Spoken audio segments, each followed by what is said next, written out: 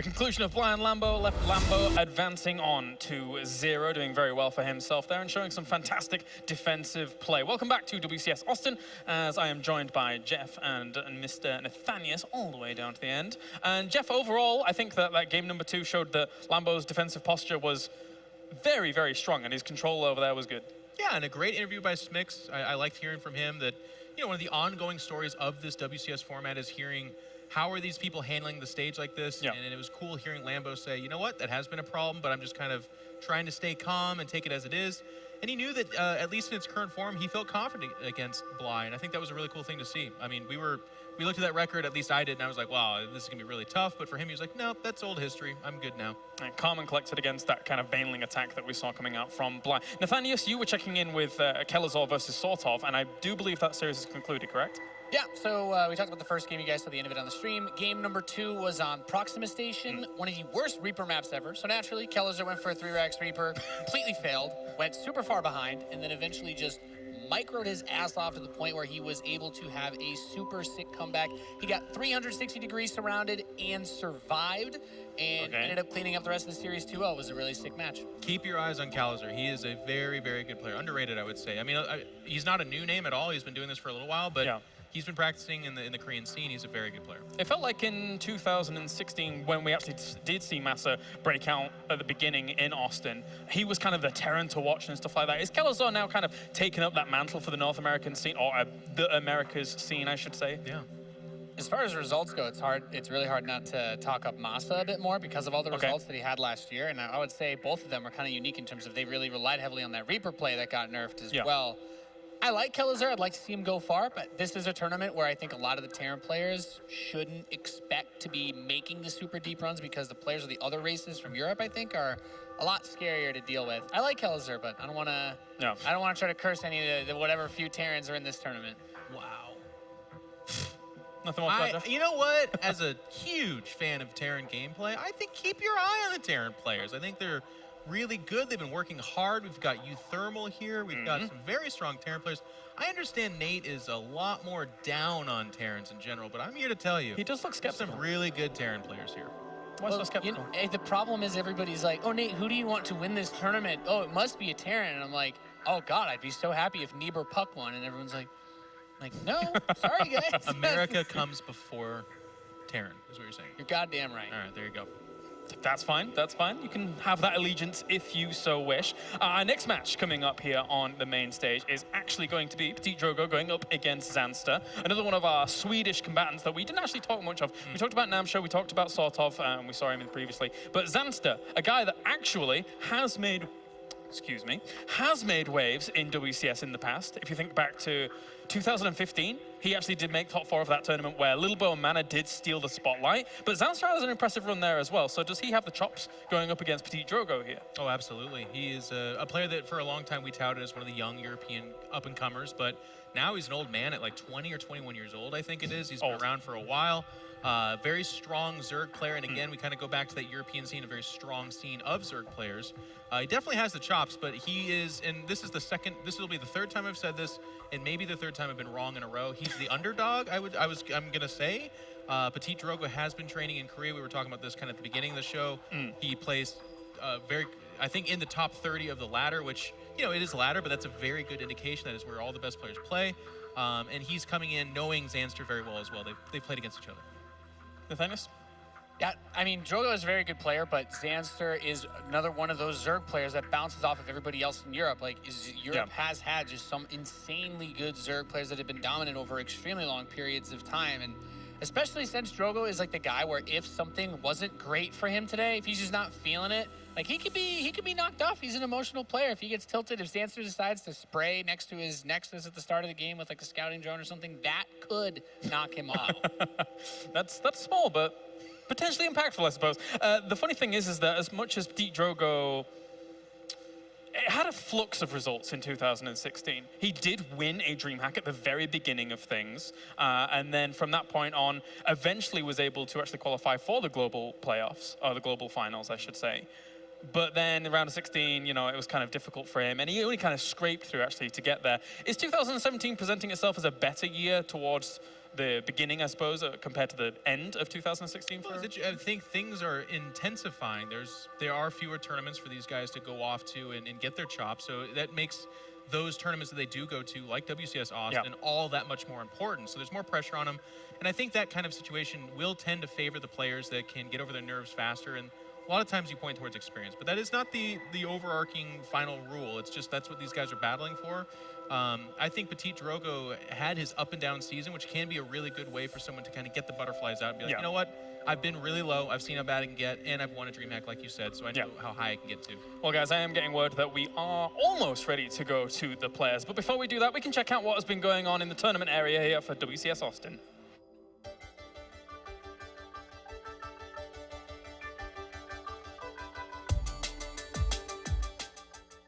Hey guys, we're down here at the tournament area where the players have been duking it out. As many as 80 people from all over the world are here to compete and all hope for a chance at playing here on the main stage. But of course, it all starts here, so let's take a look to see how everything's been going.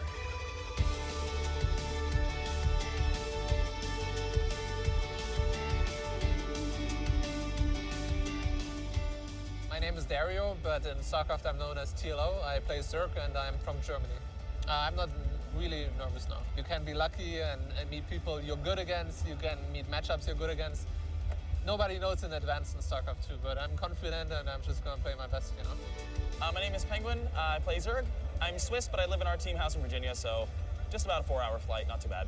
The overall format's pretty similar to last year, but I think one thing that stands out as being really cool this year is that they're actually awarding prize money down to top 32, which is really important. I think it helps to sort of grow the up-and-comers, the grassroots sort of players. I think a lot of it comes down to the bracket luck in Group Stage 2.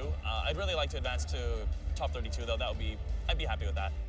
Name is Katz. I play Zerg, and I traveled from California, actually. It's the first day, so people are just getting settled right now. I'm excited to see what the crowd brings and whatnot, but the feeling is always good when you're competing as a competitor.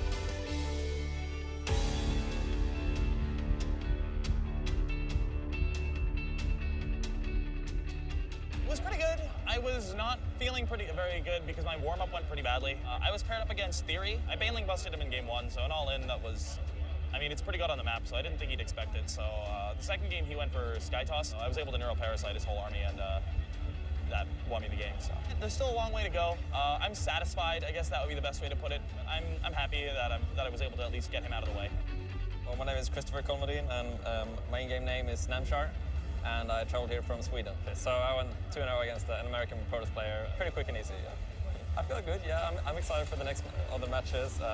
For sure, I want to go through all the group stages and go to the playoffs. So I'll just take one game at a time and see how it goes. But yeah, as far as possible, of course. Yeah. The first group stage done, 80 players are now down to just 64. For the players that are out, we wish them better luck for next time. But for the players that are still in it, it only gets harder from here. Thank you very much, Smix. Ever so delightful for her to guide us through all of that. Seeing Dario, it's always good to see the Wunderwunsch. Love him. Is it always good to see him? Yeah.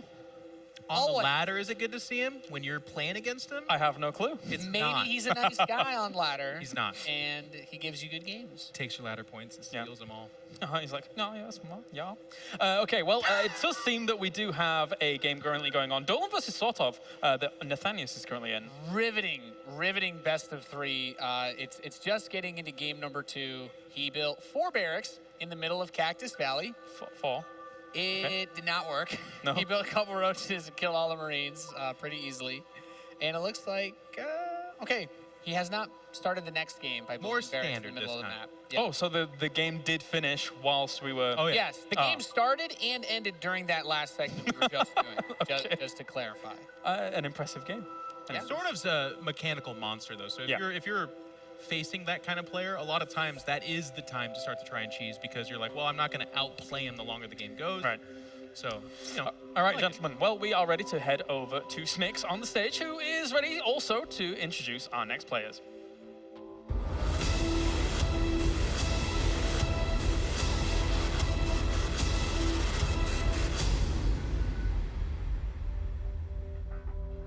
Thank Thank you very much, Colares. We've seen a lot of different matchups today, but now it is time for Sweden versus France. Our first player is a top 4 WCS Premier League finalist, and of course, going up against him is the DreamHack Leipzig champion from last year. Give it up for Zanster and Ptitdrogo.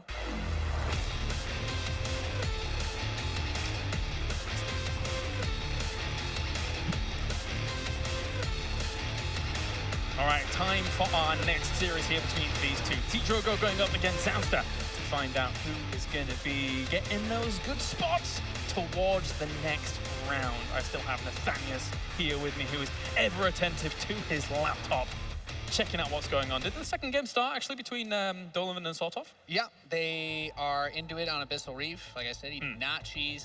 Very, very standard opening, nothing really crazy coming out of him. All right, well, let's talk a little bit about Ptitdrogo. Obviously, going into this game, we've already mentioned he is a previous DreamHack champion and was able to attend the global finals last year round with his lovely beret. Sad that there's no beret here, Nathanias. But no beret, but he still has that portrait in-game that says he is a literal god. That's true. That is true. And then, of course, on the other side, we do have Zanster, our Swedish Zerg, who has been able to make waves in the previous tournaments that we've seen in the WCS system. Since 2015, we haven't seen quite the rise that we may have wanted to have seen from Zanster, but he still has a lot of good strength behind him, I would say.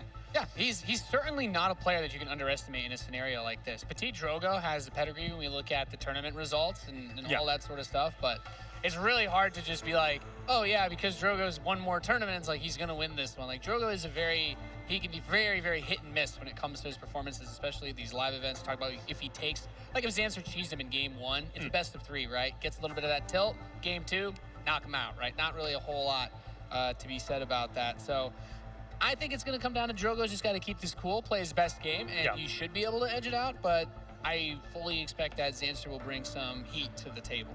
How does Ptitdrogo actually approach someone like Zanster? Is there any kind of specifically stylized play he's going to be able to bring to this, or it's just how does he approach the matchup? Well, I agree with the head-to-head stating here that you shouldn't be thinking that Zanster's going to bring out the most ridiculous cheese ever. I don't know that Drogo's an 82% cheese warning player, though. Yeah. I mean, he's got every good Protoss has some really crazy timings that'll throw your way, but I think that if you look at it from his perspective, it's got to be just play your best game, do whatever you think is going to work, and you shouldn't expect anything too crazy out of Zanster. He's not going to throw Bly builds at you.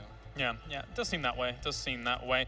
So these guys just kind of gearing up and almost ready. There was a slight delay because one of our players did require a different headset to actually get ready for the series as a whole.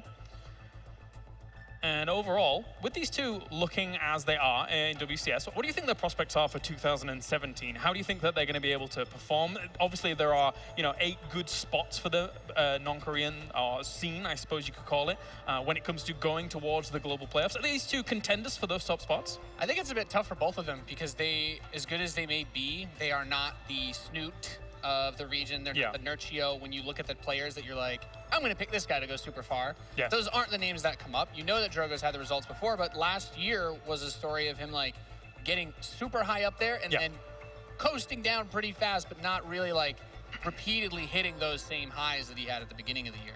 Seems our very own Zeratul is de-shrouded and has now entered the position. Yeah, Oracle just cast Revelation on me and I appeared here, so I'm ready to go. Yeah.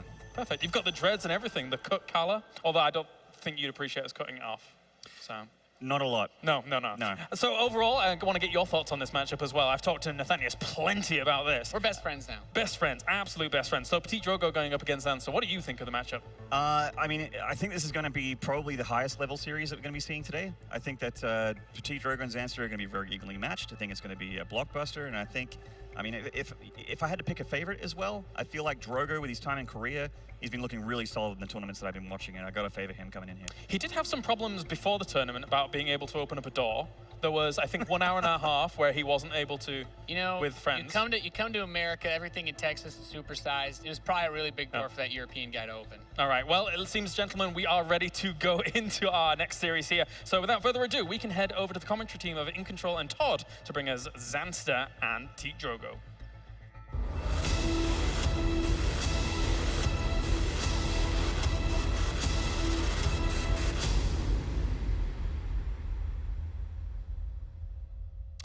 Ladies and gentlemen, we got a great match coming up in this Zerg versus Protoss at WCS Austin. I'm in control, he's Todd, and it's gonna be a good one. First map is Proxima Station, and we're all set to go, Todd. This is gonna be a good one. Yeah, we're all set to go when they finally unpause the game. Maybe there was a little bit of an issue here for Ptitdrogo, who's taking a little bit of time. Maynard mentioned this was gonna be an evenly matched game here between these two, and it should be. They're 3-2 in series against one another. So far they've had close series. They haven't played for a while though. They haven't played in the entirety of 2017 so far. I mean, I know like we're not very deep into the year just yet, but they haven't played for some time. Ptitdrogo was practicing over in South Korea for some time. Top 30 Grandmaster on his last stream just before he went to the airport and got on the plane. Not bad at all. Zanster alike playing on the European ladder. He's got 3 accounts in Grandmaster. Okay. 2 of those are in the top 40 and the third one is ranked 55. So not bad at all, but not quite as impressive as top 30 Grandmaster on Korean server. Not quite the absolute top tier, I would say, of the European scene. Would you put Ptitdrogo there? Do you think he is one of the premier European players? When he's playing his A game, which is not always, so a maybe. Yeah, I think that's a fair thing to say at this point in time. Ptitdrogo has had some consistency issues. His highs are like Korean beating level high. His lows are full on meltdown. But we're gonna get into the game now. It is unpaused. And the players for this match in the top right hand side coming in at blue from France, it's Ptitdrogo.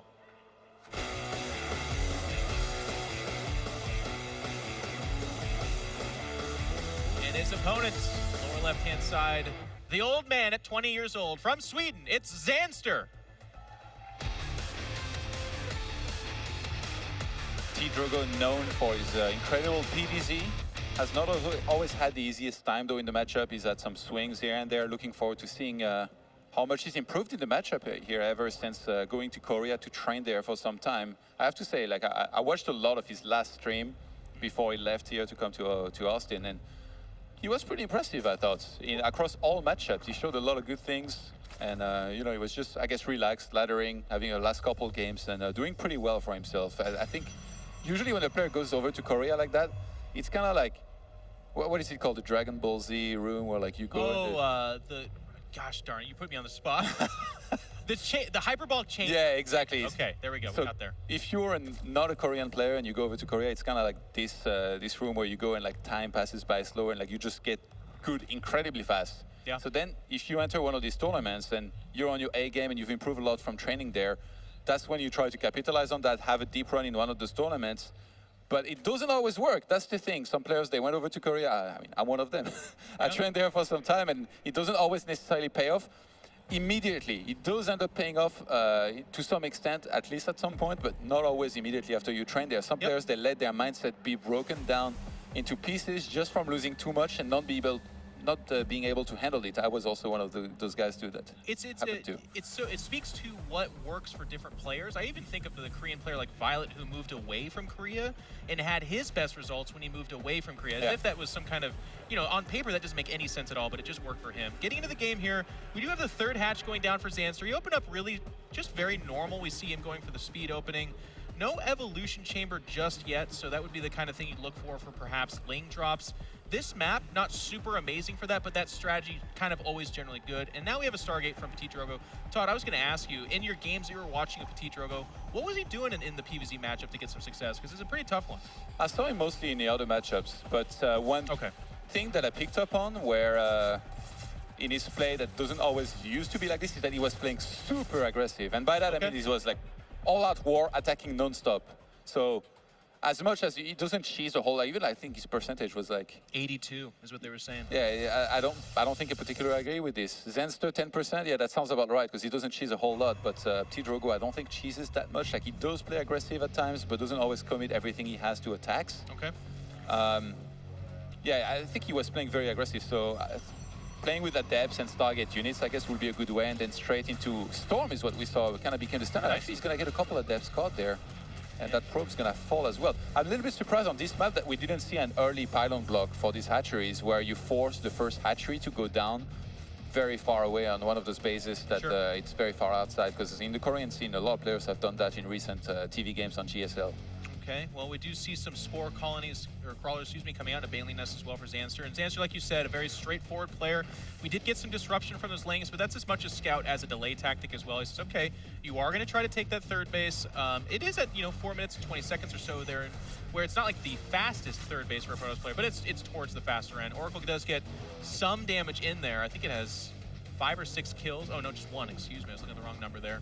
So not super amazing, but the nice thing about the Oracle is it has the ability to like force defensive buildings, force queens to stay close to hatchery, but then also Revelation is such a powerful ability as the game goes on. You want to keep that drone count as low as possible for as long as possible. In this case, I think Ptitdrogo has done a pretty good job because he's on 46 probes to 43 drones right now. Okay. And he's got his third base very close to completing. So then he will be able to chrono boost out a lot of probes, get his ideal number, maybe go into a fourth base. But you need to be careful because Zergs, when they start playing with Banelings, when they start adding on Hydralisks to that, that's a very deadly combo on a map like this if you're going to try to take a fourth base too early, which, by the look of things so far, we don't have a Roach one, it's just a Baneling Nest, so I assume upon lair finishing that we're going to see a Hydralisk then go down as well.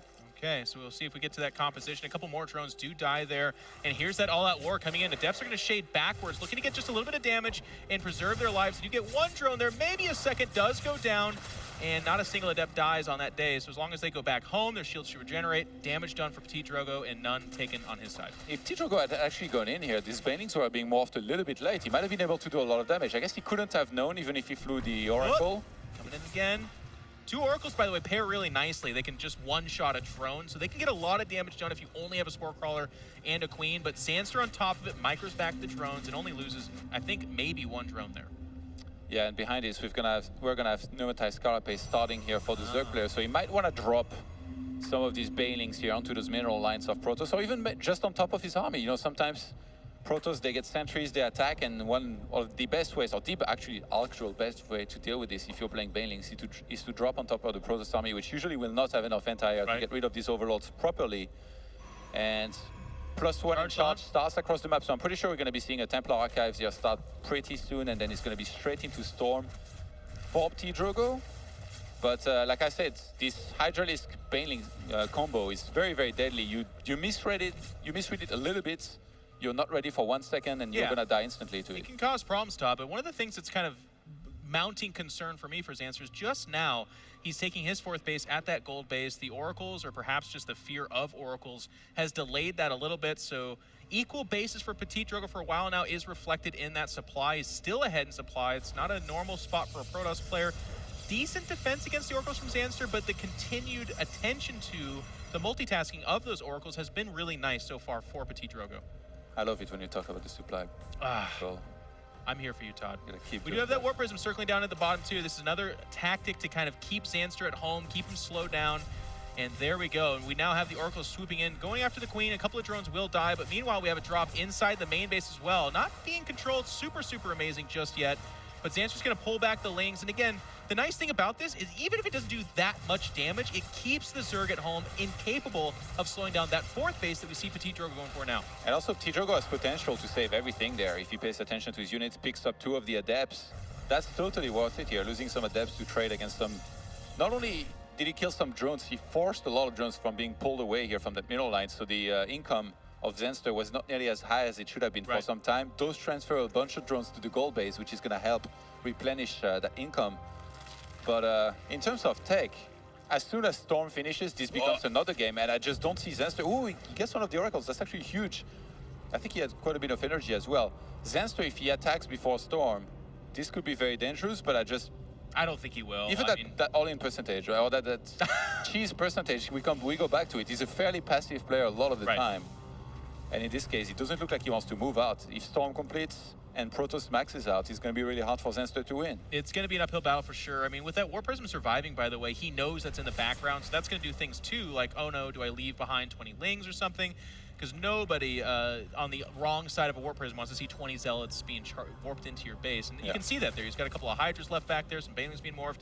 So really nice play by Ptitdrogo to secure this 4th base unperturbed. He's going to go ahead and saturate that. Now, it's not a gold, but again, while the gold is nice, it still puts them on equal bases, and you'd expect the Zerg to be further ahead in economy right now, because with Storm coming in, all of a sudden, a Hydra Ling Baneling, As long as those banelings will connect with most of the Zealots, it's actually going to be a really, as you said, very tough fight for the Zerg player here. It looks like there's no sign of a transition so far from Zanster. No additional building, no infestation pit or spire, no lurker den most of all. Like, because usually here when you're on banelings and Hydralisk, you go straight into lurker. Okay, there it is. It's very late though. It feels like he's committed a lot to this mix, which he's not attacking with it. Like I said, if Protoss maxes out with this many High Templars, it's going to be a shower of storms raining above his army and to killing your point, everything. Todd, like the Infestation Pit doesn't present a tech that is able to switch from it there. Like you're not going to follow up with Infestors.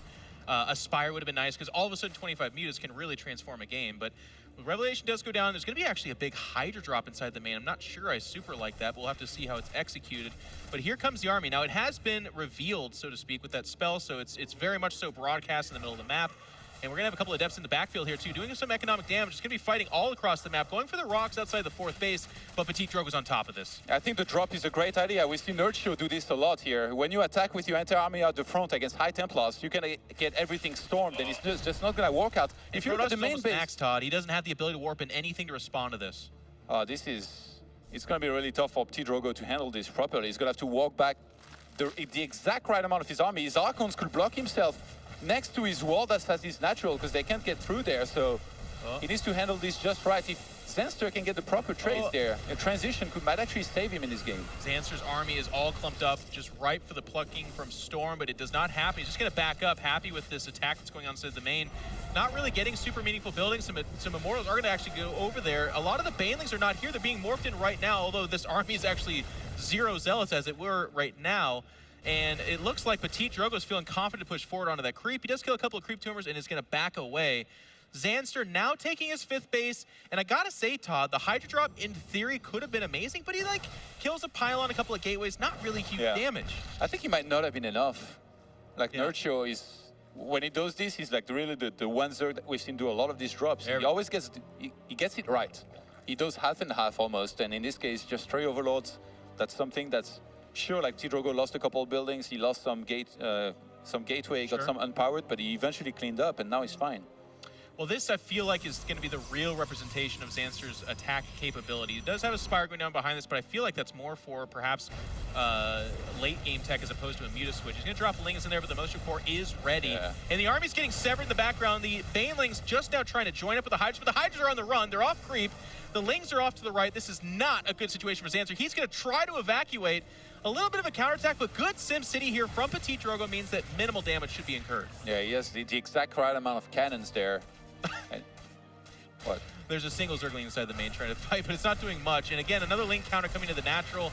This is where Zanster could get some damage, and he needs to go after the Econ. The Protoss is up to 5 bases, and he needs to buy time. Here we go. Zanster's going to try to swing down, attempt to attack the 4th base, but is going to have to back away. And not exactly the best map to do a lot of running around and pull the Protoss army out of position and then eventually attack. Like, obviously, Zanster is doing the right thing. He's trying to buy time. He's not taking on the army head-on. He catches a bunch of Archons out of position with his Hydralisks at the bottom. But if I look at both of these armies, I really wonder how Zanster could ever win this. He's going to have to pull some crazy move out of his hat here. There's like an Immortal for every Hydralisk right now, Todd, and they are being guarded by all those Archons. Never mind the Storm behind this. We're going to have a little bit of an awkward exchange, and honestly, this is probably as good as it can get for Zanster right now, at least. His army is just nowhere near that of Ptitdrogo. He's attacking the 4th base. There still is some damage happening in the natural inside the main, but can Zanster muster up the defense to hold this off? Pushing for Ptitdrogo, lands a Storm decently enough. Bailey's trying to be warped in, or morphed in, excuse me. They are going to get Storm before that could ever happen, and this is just bad news bears for Zanster. His army's out of position. There's the Storms, and Ptitdrogo looking good. That one single Zergling in his main actually killed the gateway eventually here from Zanster, but the Hydralisk left over in the 4th base, even though they wrecked the middle line. Not going to be enough. Well played. And Ptitdrogo takes game number 1 here after a solid defense and attack when he needed to. I feel like that 4th base was a little bit early, but he got away with it quite easily just by consistently tagging that Zerg army and saying, I can see you, if you attack, I'm going to crush you, which was a little bit of a bluff in a way, because I think if Zanster had attacked, Ptitdrogo could have been in trouble at some point. Well, to be fair, Todd, Storm can really kind of make it nice. Like, yes, the 4th was aggressive, but if they're going to push into you, Storm's more powerful. If you're attacking with Storm, it loses a lot of that luster, I feel like, because yes, it's still a powerful spell, but it's harder to land the good Storms when you're out in the map. So I feel like with that Warp Prism, with the Oracles, he felt like he could do it, and that was just a very strong performance from Ptitdrogo. What did you guys think of that matchup over at the desk? Seemed like a good one for sure. Thank you very much. In control as Nathanas. You really like that one, huh? Well, they were talking about how hard it is to get those defensive storms in. Yeah. But all those storms on the morphing banelings, I'm just like, That was delicious. so delicious. Exactly, Maynard. What's also delicious was I was really enjoying the other series that was going on too. That's right. You did have Dolan versus Sortov going on. How did that conclude? I believe it's finished So now. after the 4 racks in the middle of the map didn't work, Yep. next game tried to go for some Cyclone Hellion mech and died pretty painfully to a lot of Ravagers. Okay. Yeah, and that was it. 2-0. Nice. Sort of advanced, not too much trouble at all. Well done, but a lot of stuff that did go on in this game, Maynard, as you were watching it. So overall, Ptitdrogo showing that, as they mentioned, cheeseometer, not quite accurate for Ptitdrogo here. Just kind of played cool, played calm and collected, and got a massively strong army towards the end. I think Ptitdrogo feels like he's the stronger player, and kind of rightfully so, I would agree. Like, I tipped him to be better in this series. But, you know, he's not afraid of the late game. He's not afraid of the, you know, getting to that super high-tech tier 3. But I knew that the Zerg would try and get there as well. But unfortunately, Drogo's just, he hit the crushing timing. Like, his storms, offensive storms that Nate brought up are really amazing. The Banelings, the Hydras, he needed them all to be able to resist him. The one big thing when you look at why things didn't work out for Zanster, In Control brought this up right as he was bringing that outer pressure was, you know, Ptitdrogo was maxed out. He could not warp anything in his main base to deal with that big drop that he brought, but he was calm and collected. And the way that he actually stepped forward to attack Zanster's army that was just outside of his base, he lost some of his zealots to those banelings. He actually opened up the supply a little bit by attacking into the army. He traded out a little. He was able to open the supply inside of his main, get the overcharge, and deal with it. Like, just that balance of being able to handle everything, and then also the late game transition. You know, in this version of Legacy of the Void, in this version of StarCraft 2, if you're Protoss and the Zerg says, hey, let's go super late, you are more than happy to drop a few Stargates and a fleet beacon. So, looking at that first game, is there anything that Zanster can take away to kind of refine going into the next game? What do you think? I think maybe try and get a little bit more aggro. Don't try and fight him in the late game. Maybe try and dictate the terms, which is tough as a Zerg player, but, you know, I think that might be a good option here for Zanster. That's a map thing, too. Yeah, it depends on Proxima Station. Yeah, which is, you know, Dust Towers 2.0. It's a huge map, a lot of defendable points. It makes sense that Drogo played a very straightforward, solid defensive style, and you know, that's all he needed to do is play better, and there's no way that Zanster was going to be able to break him. All right, well, thank you very much, gents. Check in with you in just a little bit. It's time for now, though. We're going to head over to game number 2 with In Control and Todd.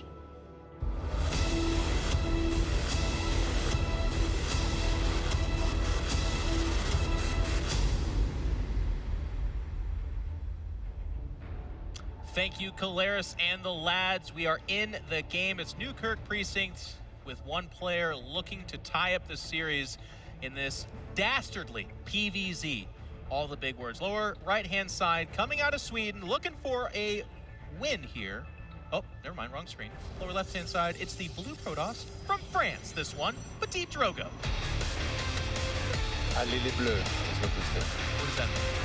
Let's go the blue. I asked him, by the way, I said, you know, you're not wearing any mime outfit or anything here? And he says, I need to go to the barber. So I don't know. I don't know. He's a wily one, that one. His opponent in the lower right-hand side, trailing in the series 0-1 from Sweden, it is Zanster. And that was a little bit strange, like kind of what I expected as far as the way the game played out in the previous one, but I didn't think that Zanster was supposed, in particular, to take that much economic damage, like in losing the drones that he did against the 2 oracles. And even the adepts, you know, they were like a huge threat. He was kind of panicky and stuff. It's not really what we're used to seeing out of him. So even though he's flown under the radar a lot more and might not be in the best shape of his life, even though like it's crazy to say, you know, he's got 3 accounts in the top 60 Grandmaster in Europe, which is, he's definitely I don't even have 1 account. It's hard, though, you know, like traveling and competing on stage. I know this kind of comes up a lot, but I'm trying to illustrate for our audience that is very difficult. There's so much here. Like, we even heard it earlier from Lambo saying making it into the 32 is a big deal for him because that's the money. You know, that's going to allow him to get some of that money back on his own investment because he's currently not on a team and setting himself here. Now, that's not necessarily the situation here, but it's just to kind of illuminate how difficult and how much pressure these guys are dealing with. But I also want to say, I didn't think Zanster fully collapsed on himself. It wasn't like that. I felt like Ptitdrogo, by the way, we were talking about this, he plays really high or really low. That was really high, Todd. He only later lost that Oracle, but after it had done so much damage, he was constantly revealing the Zerg army. He was just doing a very good job with what he had, I thought. That was very solid, a performance by him here. He's going to lose the probe. And, you know, I mentioned that I saw him play very aggressive. That was mostly in the other matchups, though. It feels like against Zerg, he's found his comfort zone. He's kind of playing similarly to what we used to see from him in the past, right? Where he harasses, he stays steady with his macro, he does all the transitions right, but he's about to be hit. Yeah, we got to jump in on this. That 10% cheese right now, there it Todd. is. Like, everyone bust out your 4-leaf clovers, because this is that magical moment where Zanster's going to try to break off the script. Lings are going to be pouring into the natural right now. It's not a full wall. If he's going after the pylon, if he kills this, the production of combat units for a Protoss player will be non-existent. He's going to go after the probes, trying to defend that pylon. An Adept is just getting close to coming out, but it might not be enough time. Speed is about to finish for the Zergans. A lot of probes dying here, and this could be it. Yeah, Ptitdrogo just didn't see this coming. He's getting Mothership Core, but it might be too little too late here. This was going to be his biggest tool for the defense, and behind this, Lings are going to float in. The wall not even close from being finished. And if there is no pylons to overcharge, then the Mothership Core cannot even do that much here. And we're going to have a interesting pause here. Apparently there's an issue with Ptitdrogo, but I got to say, I agree with you, Todd.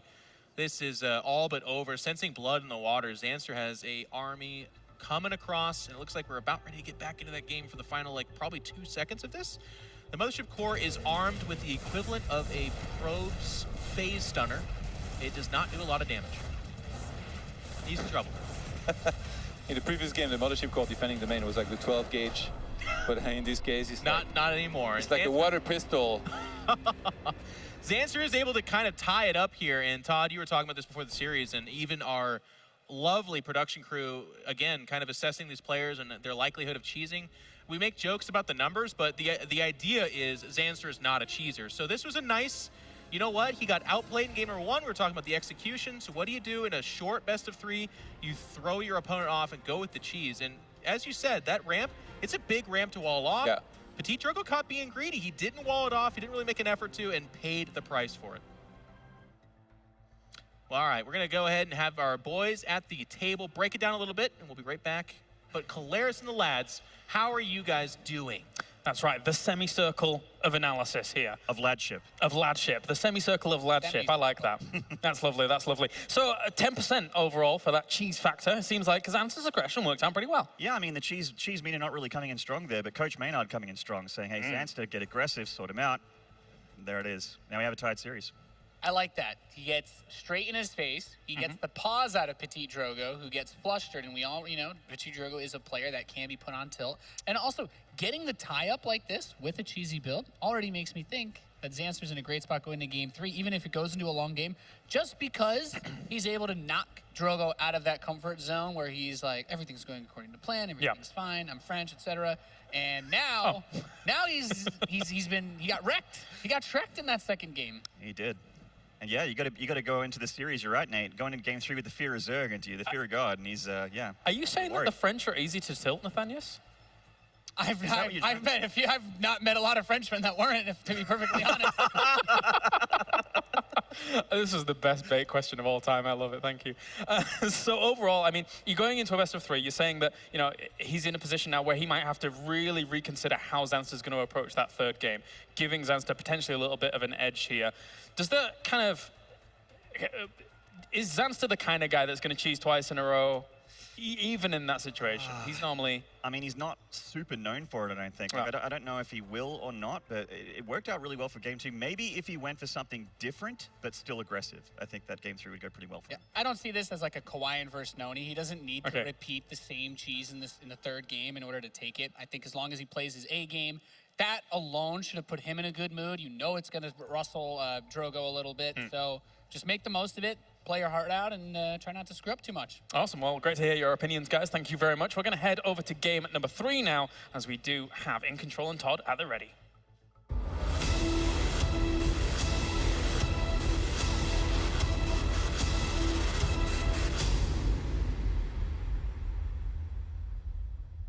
Thank you, Caleres and the Box Kids. We're over here getting ready for this tiebreaker match in a big best of 3. As we were hyping it up, this might be one of the closer series, and it's so far delivering on to game number 3. In the top left-hand side, this time I got it correct. It's the blue Protoss coming in out of France, Ptitdrogo.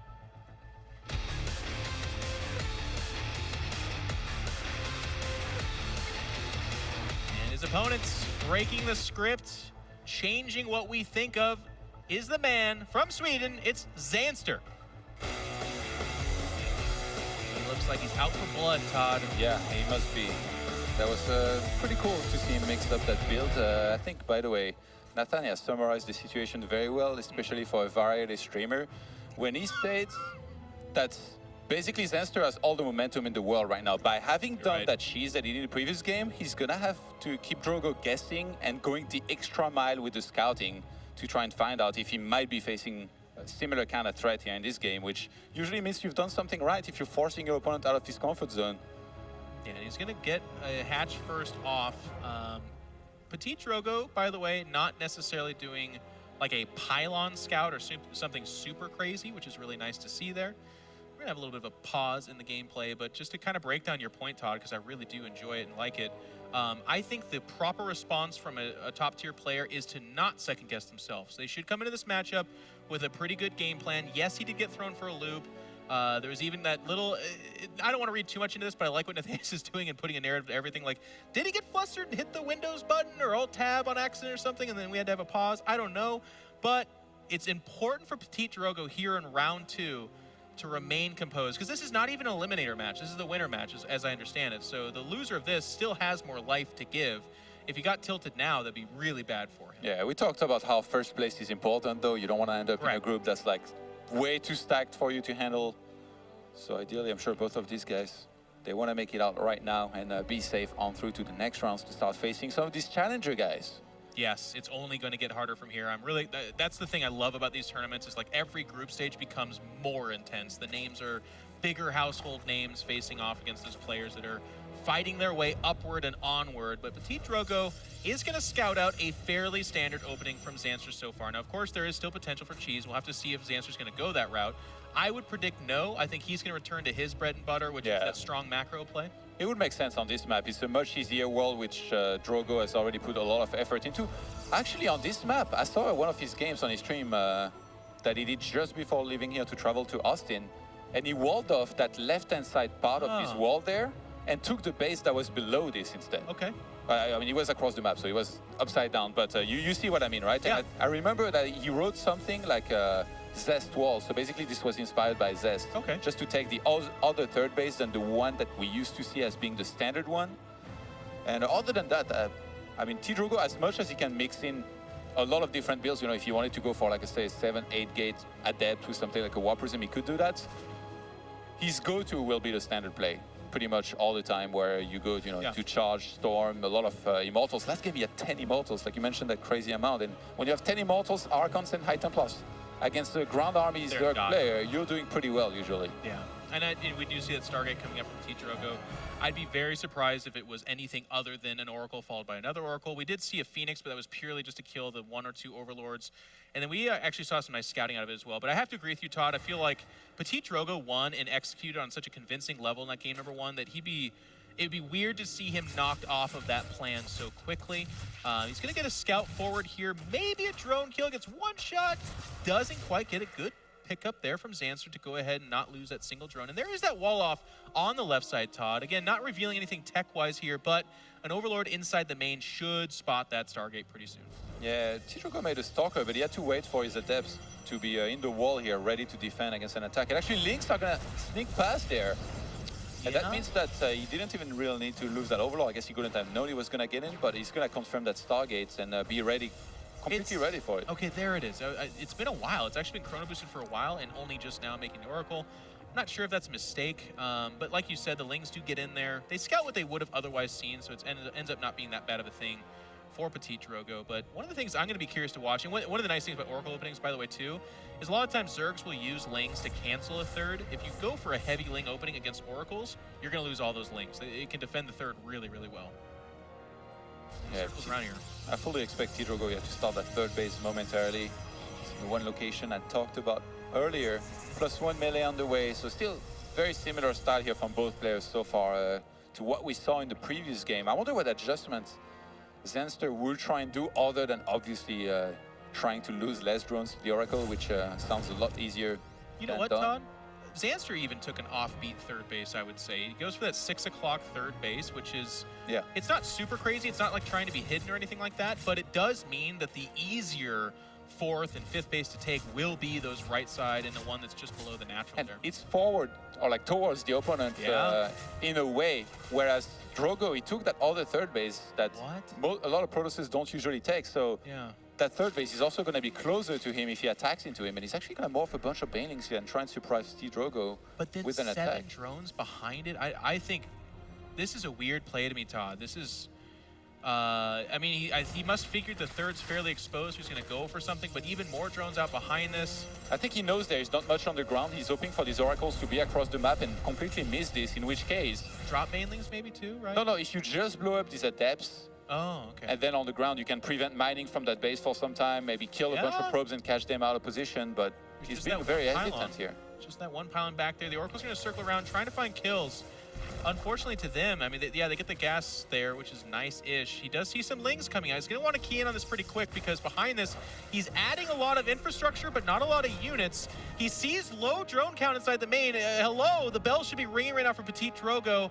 It's not time to be adding that stuff. Here comes Zanster with a mid-game-ish kind of cheese. He's going to go for the attack, and as Todd said, if he can get this surround and detonate those Banelings, it could be curtains for our Protoss player. Yeah, there is already a lot of Zealots and Adepts, though. Even working on some sort of wall here. I like it. With his mineral line is Ptitdrogo.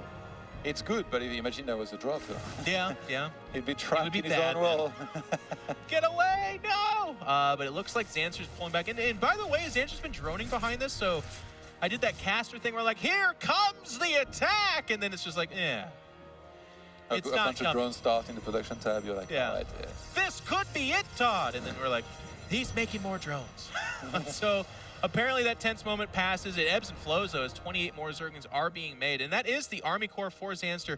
Now, keep in mind, by the way, Lings and Banelings are incredibly supply inefficient. So he's actually behind in supply right now, despite having... I'm looking at it.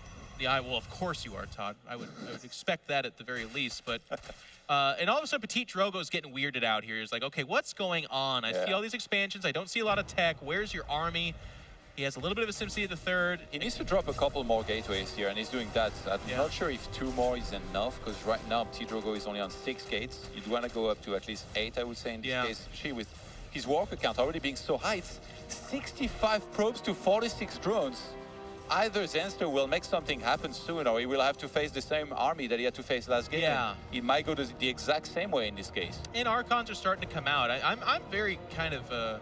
I'm interested to see where Zanster's going with this. He's still consistently making drones alongside Lings. He's taking his 5th base right now, so he's kind of pseudo-threatening to spill over. But as you just pointed out, Todd, the worker supply is grossly in favor of Ptitdrogo. Is this supply? I did, yeah, of course. I got your back, man.